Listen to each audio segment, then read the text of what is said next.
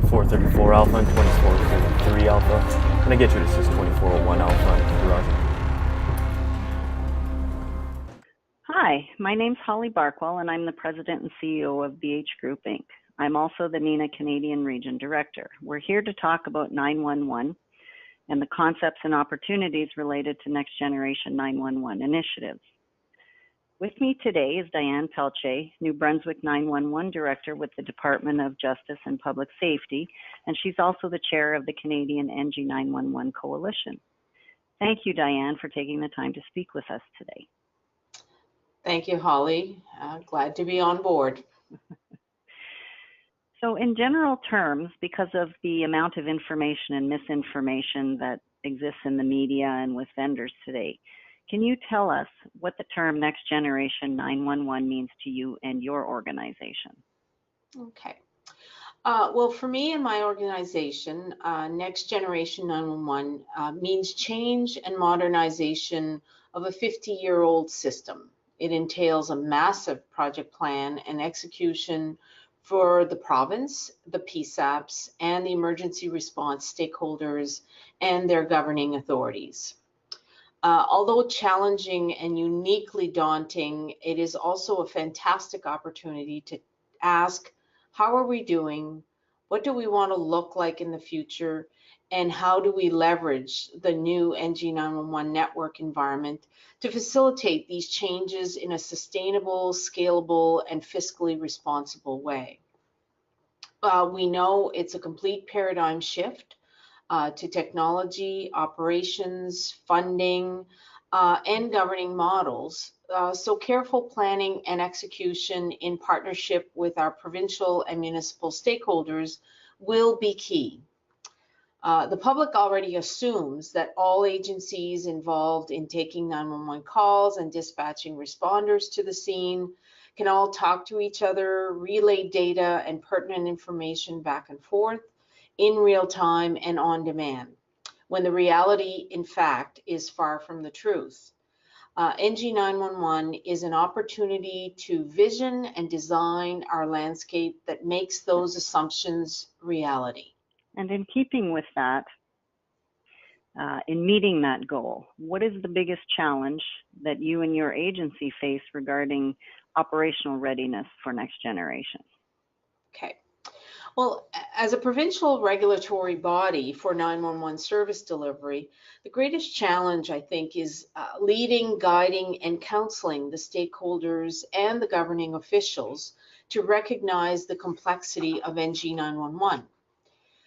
Changes of NG911 changes, the tight timelines, the anticipated costs, and to coordinate and facilitate the collective decision-making needed to execute the transition on a province-wide basis.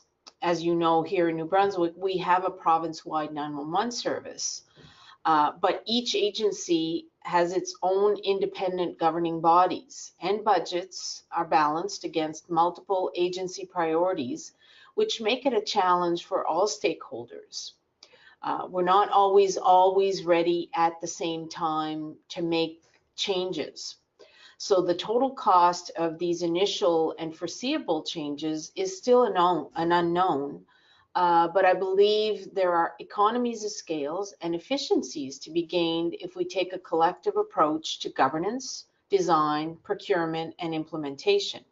It still remains to be seen whether this is really realistic and achievable. So what are we doing to get this ball rolling? Well, in my province, the Emergency 911 Act mandates that the minister, which I represent in my capacity, in cooperation with telecommunication service providers, providers of other relevant technologies, municipalities, and emergency service providers to develop, establish, and operate an NB911 service. So the NG911 will be the NB911 service eventually. So collectively and cooperatively, we've had that motto from the get-go since 1994, when we were first when 911 became a provincial service. with our PSAPs and agency partners, we are reviewing our current service delivery model. And in the coming months, we'll be looking at how the NG911 framework may impact that service delivery model and how we can move forward in an affordable and sustainable way. We have no presupposed model in mind, but we've established a framework for this continued dialogue. There's been a bit of a 10-month-long Lean Six Sigma kind of approach to our service delivery. So we've tried to kind of open up a little bit on how we deliver, what PSAPs deliver, because as you know, 911 is a small portion of what a PSAP does. So we need to kind of look and see, I believe we need to look and see where are we at, what would we like to change, what would we like to fix, and I think this is what NG can provide for us, is sort of what are the pain points that we think this technology can help us to mitigate and alleviate. Have you established a timeline? It's a little bit of that game of working backwards from June 2023. We probably need to have sort of like, what's our future state going to look like by, I would say by 2019, so that we can determine, okay, what do we need to procure? What do we already know in my province that we don't have an IPPBX. We don't deal with our 911 calls through an IPPBX. We have a Centrex system. So we have to quickly figure out, when do we do this? How do we do this? Do we replicate it? We have 6 primary PSAP, 8 secondary PSAPs. Do we replicate that 8 times? And at whose expense, right? So those are all the kinds of discussions and dialogues that need to happen. And hopefully we'll start kind of getting that ball rolling later on this summer and into early fall. And by the time some trials are underway based on the EastWig timeline, no later than, or the CRTC timeline, which states no later than February 2019, the trials have to be started. Hopefully we will gain a little bit more insight with every passing month, because there's, as you know, there's a lot of evolution that's happening behind the scenes, and we're anticipating that once it starts moving, it's going to move fairly quickly. And everybody, the other problem that I see, or the other issue that I've kind of indicated to some of my stakeholders, is all 281 PSAPs in the country who will decide to migrate to an NG911 platform are all going to be competing for those same resources sort of in the same timeline. So it's important that we sort of have our game plan and we start kind of moving the ball forward sooner, rather than trying to scramble between now and 2023. So it's a little bit of it's a massive project, as I said. And it's going to have a lot of swim lanes and a lot of different compartments that will all have to be looked at in sequence or in parallel with each other to sort of define the new future state.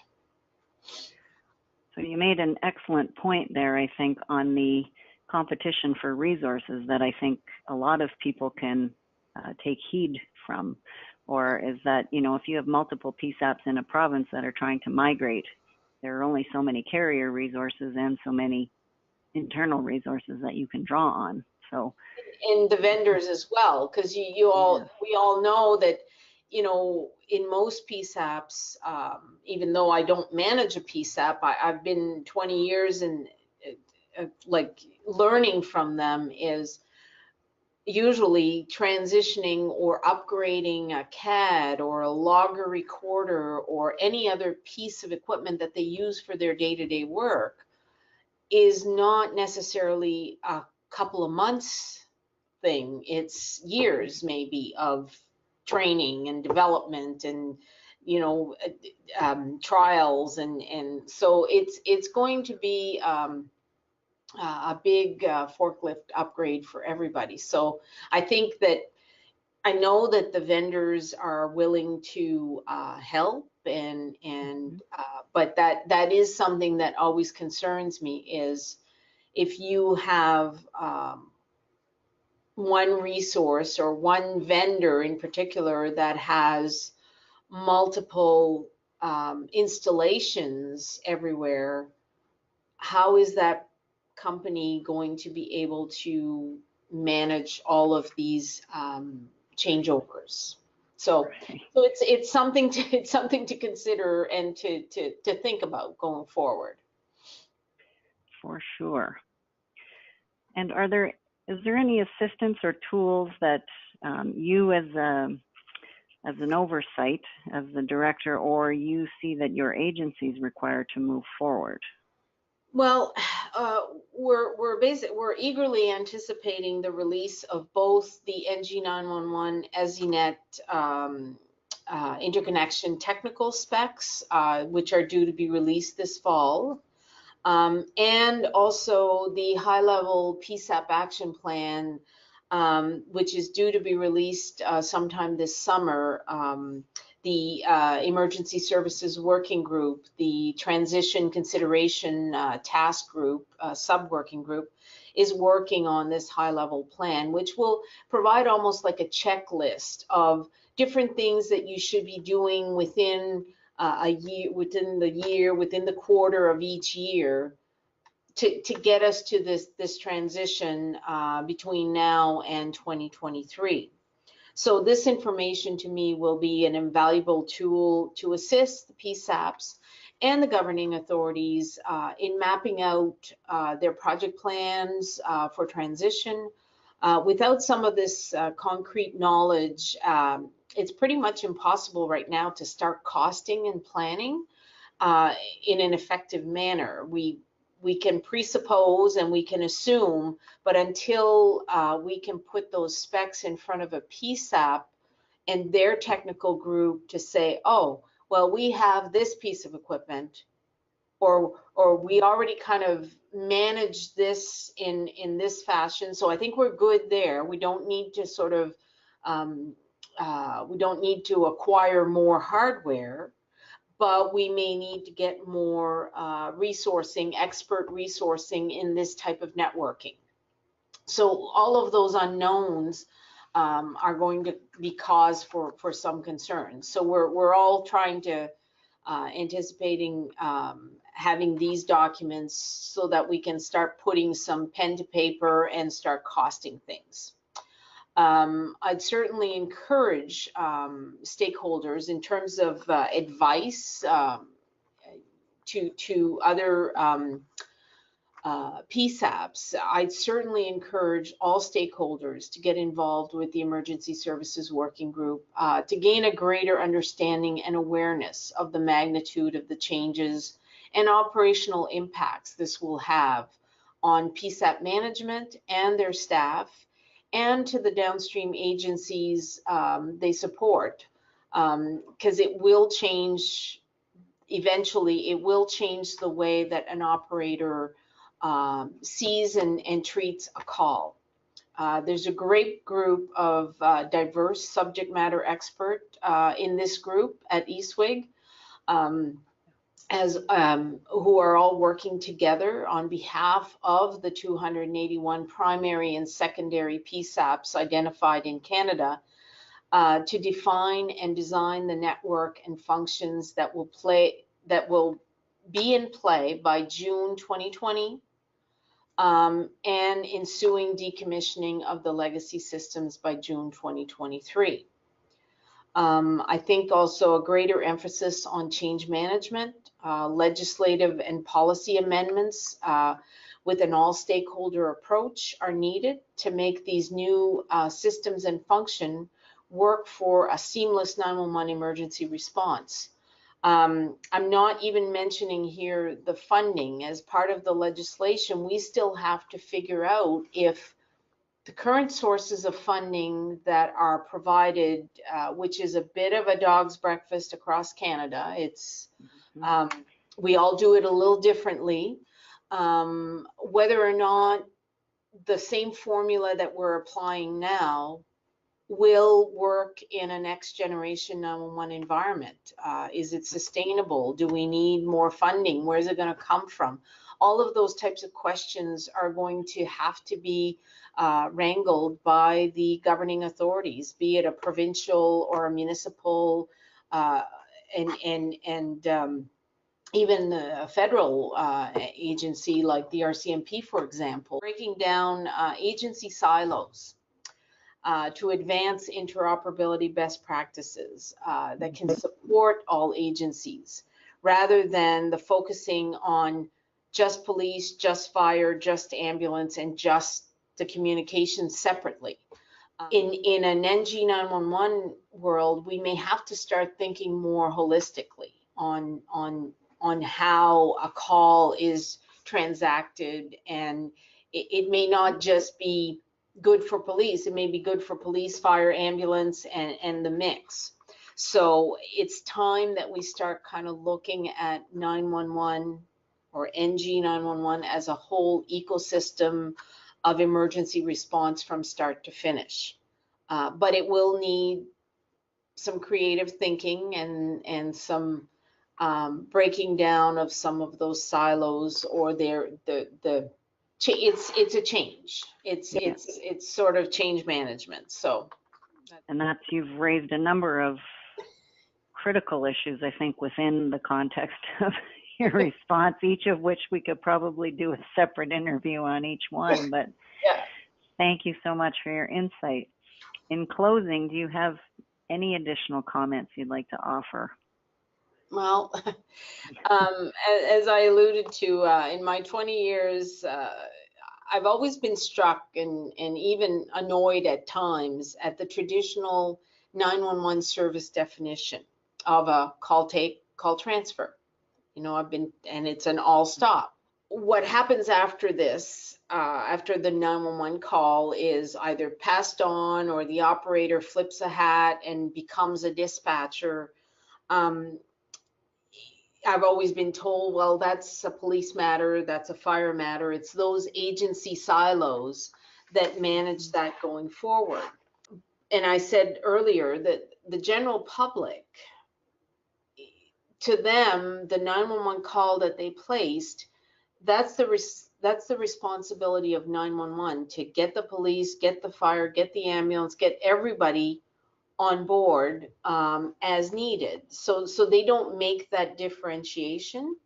Mm-hmm. And I think what the NG 911 service through the EZINet, it will force that new way of thinking, that a 911 call is more than a 911, where's your emergency, what do you need?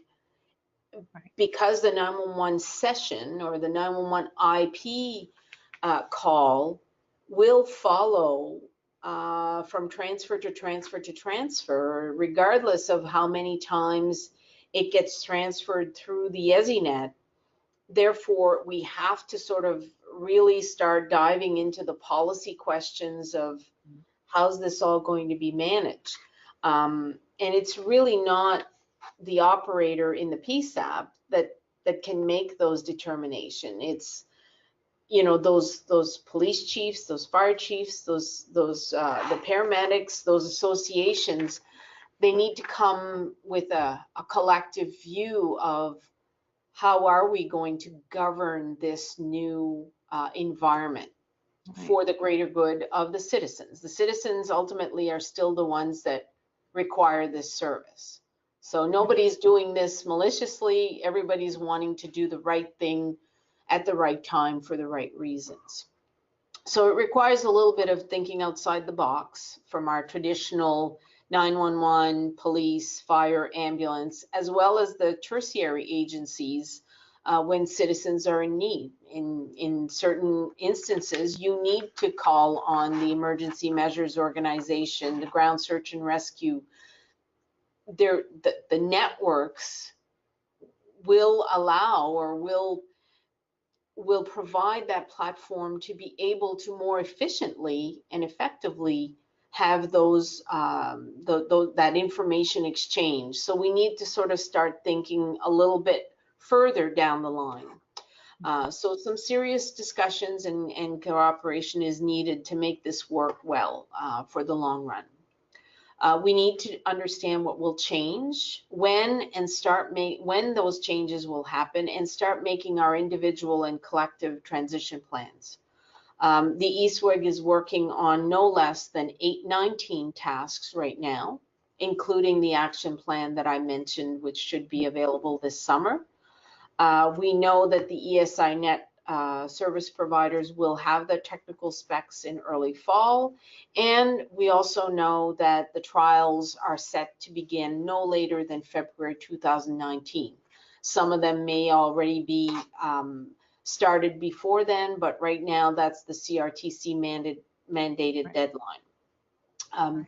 So if PSAPs really do want to know what's happening, getting involved on the ESWIG calls, even if it's just to listen in and get some insights at the breadth and complexity of what is being discussed there. Legacy systems are to be decommissioned by June 30th, 2023. So the whole governance framework, how we're going to kind of move this forward within our own provinces or municipalities. It's not everywhere that there is a provincial legislation.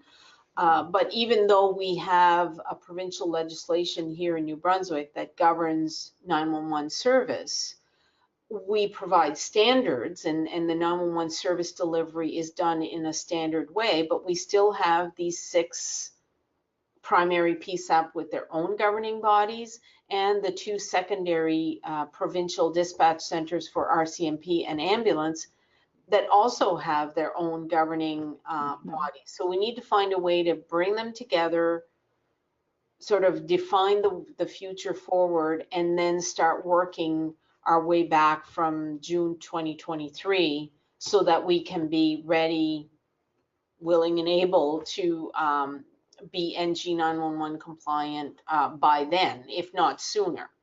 Okay. Well, thank you very much for participating today. We appreciate your input and some wise words of wisdom.